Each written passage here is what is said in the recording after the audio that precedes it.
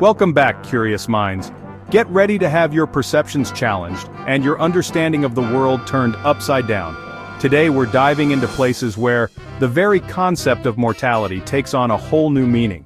We're not just talking about places with strange customs or quirky traditions. Believe it or not, in some corners of the globe, dying is actually against the rules. It's a legal no-no, a forbidden act, a cosmic faux pas. There are real towns and islands, tucked away from the hustle and bustle of modern life, with laws or customs, deeply ingrained in their culture and history, that make death illegal. A concept that might sound absurd at first, but trust me, there's more to it than meets the eye. At least on paper. It's not like they've figured out how to conquer death itself, but they've certainly found some unique ways to regulate it. It's not about immortality or some fountain of youth, but about some truly fascinating reasons. The motivations behind these unusual laws are as diverse as the places themselves. From religious purity, a desire to maintain the sanctity of the land, to frozen ground where the permafrost makes traditional burials impossible, or even a mayor making a point, standing up for their community and its unique challenges. We'll explore how these places, these unique societies, handle the ultimate taboo, the one thing that unites us all, yet remains shrouded in mystery and fear. And what happens if someone against all odds breaks the rule? What are the consequences? Are there death squads patrolling the streets? Okay, maybe not, but the reality is often just as intriguing. From ancient traditions, passed down through generations, shaping the very fabric of society, to modern protests, where people are challenging these laws and demanding change, these stories are as bizarre, as mind-bending, as they are true.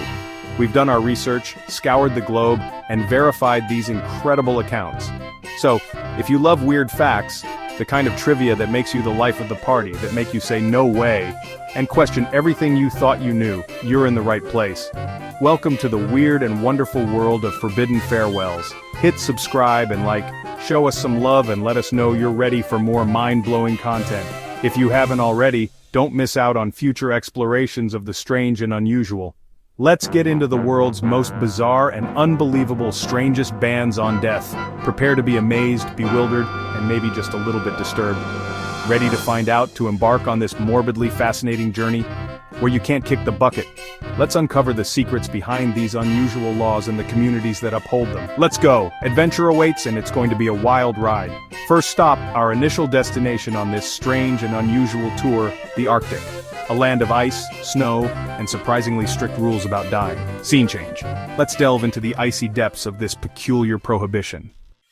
Welcome to Longyearbyen, Norway, one of the world's northernmost towns where the ground is permanently frozen. Here's the problem.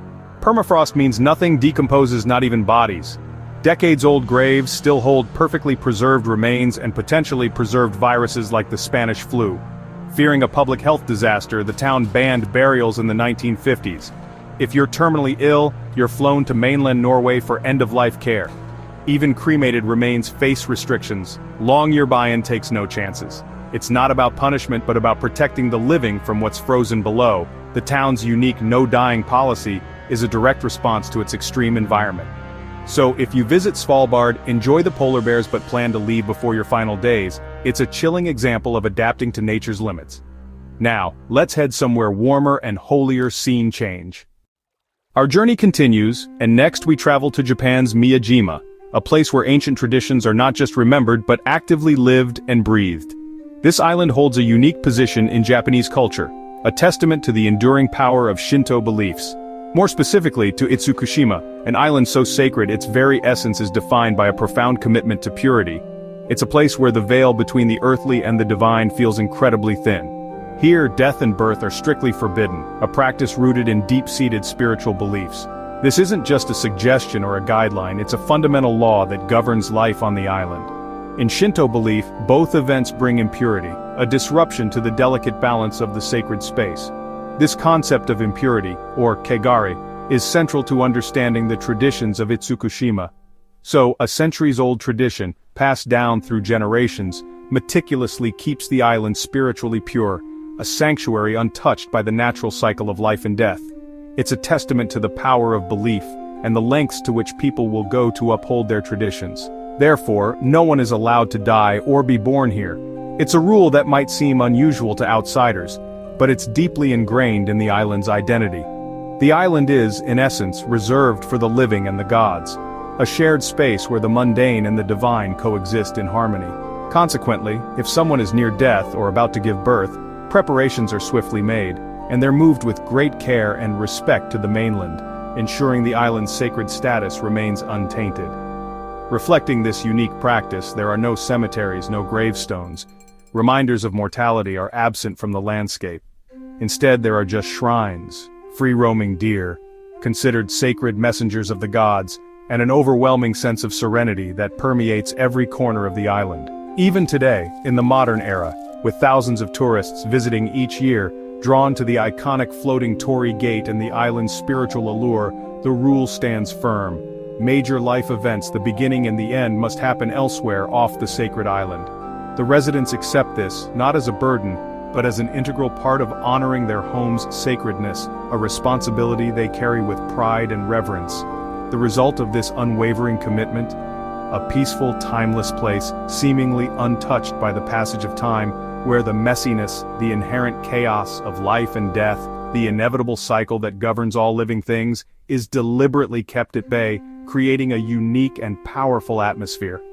It's a powerful example, a living testament of how tradition can profoundly shape daily life, influencing everything from the mundane to the most significant aspects of existence. From spiritual purity, a concept so central to Itsukushima's identity, to civic protest, a completely different expression of cultural values, let's shift gears and go to Italy, a land of vibrant history and passionate expression. Scene change.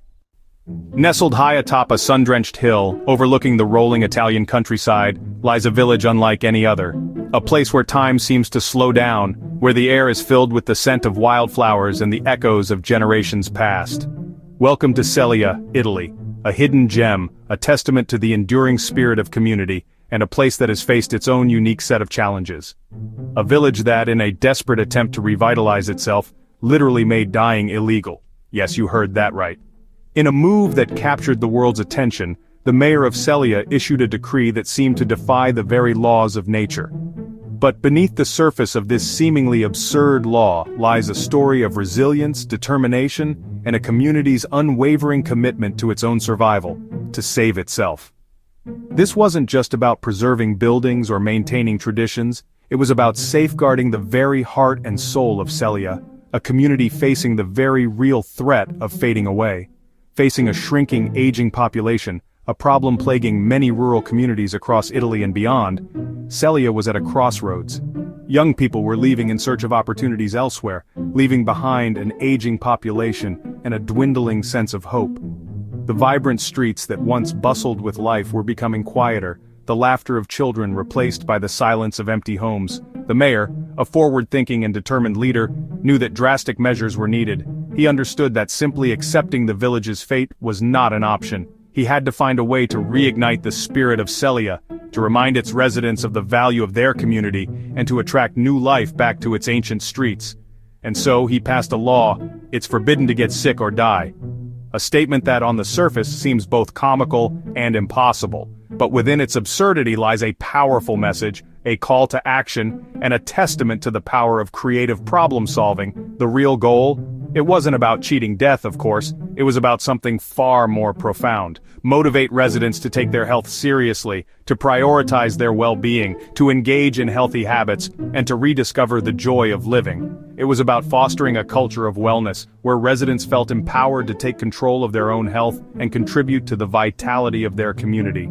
The law was paired with, not just words on paper, but tangible actions designed to support the health and well-being of Celia's residents. Free health checkups, providing residents with access to preventative care and early detection of potential health issues. And a new clinic, a modern medical facility equipped to provide comprehensive healthcare services to the community. This was a clear signal that the village was investing in its future, prioritizing the health of its residents, and creating a supportive environment for healthy living. Those who skipped checkups could be fined, a gentle nudge perhaps, but a clear message that participation in the health initiative was not just encouraged, but expected. It was a way to ensure that everyone was taking responsibility for their own well-being and contributing to the overall health of the community. It was a clever stunt, a stroke of genius that transformed Celia from a forgotten village into a global sensation. to spark conversation, not just within the village but around the world. It got people talking about the challenges facing rural communities, the importance of preventative healthcare, and the power of creative solutions, and encourage healthy habits. It inspired residents to embrace a more active lifestyle, to eat healthier foods, and to prioritize their mental and emotional well-being. It fostered a sense of community, where people supported each other in their efforts to live longer, healthier lives. The story went viral, spreading like wildfire across the internet and capturing the attention of news outlets around the globe. Bringing attention to rural depopulation, a critical issue that often goes unnoticed.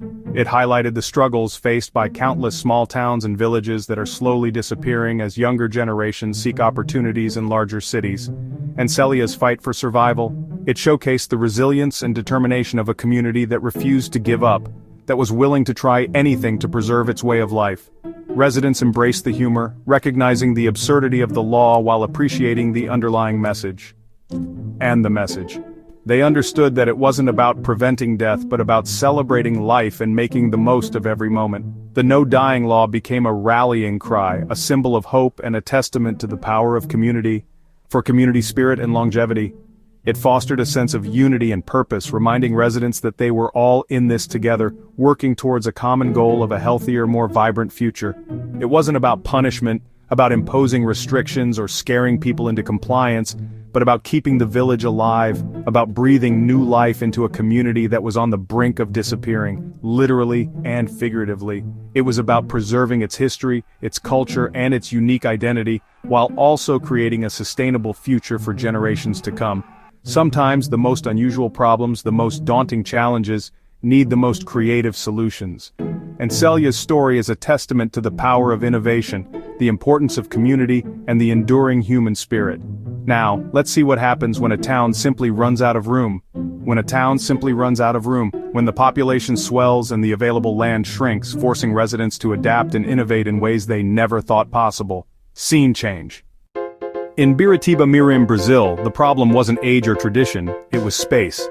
The town's cemetery was full, and environmental laws blocked expansion. With nowhere to bury the dead, the mayor passed a law making it illegal to die. The law was symbolic, a desperate plea for government help. The absurdity worked media attention, forced officials to approve a new cemetery. Residents were urged to stay healthy, but the real victory was bureaucratic. It's a story of using humor and headlines to solve a very real crisis. Sometimes you have to make the impossible law to get possible results. But what if the law comes with a threat? Let's head to France. In Sarparenx, France, the mayor faced a full cemetery and a court battle over land for expansion. Frustrated, he issued a decree. Anyone without a burial plot is forbidden from dying, and offenders will be severely punished. The threat was pure satire, a protest against bureaucracy. The story became an international sensation, highlighting the absurdity of the situation. Residents knew it was a joke, but it brought attention to the village's plight. Sometimes humor is the best way to fight red tape. The legend of Sarparenx's no-dying law lives on, a testament to wit in the face of frustration. So, what do all these places have in common? Scene change. Today we saw in this exploration how communities around the world, in their own unique ways, have banned death for reasons ranging from science to spirituality to sheer desperation. These stories show how far people will go to protect what matters: public health, sacredness, or the survival of their hometown. Behind every strange law is a very human story. Who knew cemeteries, or the lack of them, could spark such drama? That's what we love to share, the world's weirdest, most fascinating facts. If you enjoyed this, hit subscribe and like for more. Stay curious, my friends, and remember, wherever you are in this vast world, don't forget to live. Thanks for watching, everyone, and see you next time.